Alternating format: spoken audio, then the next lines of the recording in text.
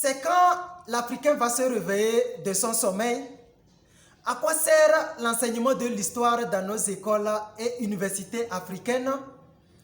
Si dans nos écoles et universités, nous continuons d'étudier les héros des autres continents et pays, l'enseignement de l'histoire ne sert à rien à la jeunesse africaine.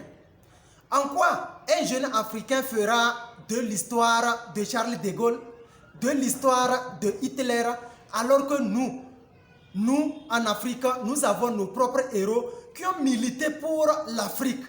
Mais on n'étudie pas leur histoire en Afrique dans des universités.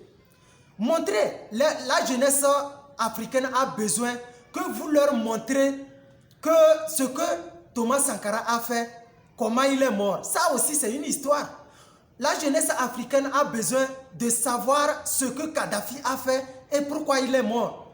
La jeunesse africaine a besoin de savoir ce que Léopold Sédar Senghor a fait jusqu'à sa mort. La jeunesse africaine a besoin de savoir ce que Feu Gnassingbé et Adema a fait jusqu'à sa mort. Voici quelques-uns des héros que nous pouvons étudier en Afrique qui peuvent servir à la jeunesse.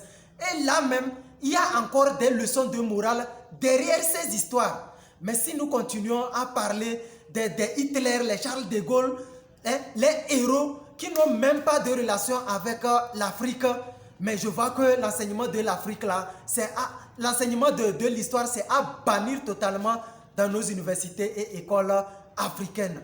Mais au XXIe siècle, si nous continuons d'enseigner cette théorie-là à la jeunesse, c'est que la jeunesse ne sera pas vraiment productive. Actuellement là, il faut qu'on enseigne à la jeunesse la technologie, comment ils peuvent inventer des machines. Il faut qu'on enseigne à la jeunesse comment ils peuvent créer des entreprises. Il faut qu'on enseigne à la jeunesse africaine comment ils peuvent créer des marques puissantes africaines.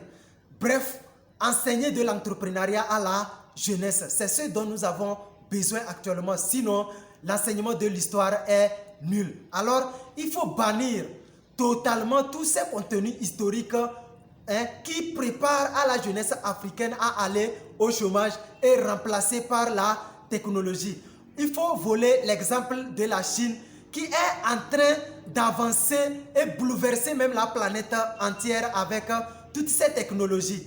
Oui, enseignons la technologie à la jeunesse, montrer à la jeunesse comment ils peuvent créer ou installer les industries. C'est ce qui est important. C'est ce dont nous avons besoin pour développer l'Afrique, pour développer nos pays africains. C'est Wembie Padanada Pakedou. Je vous remercie pour votre aimable attention.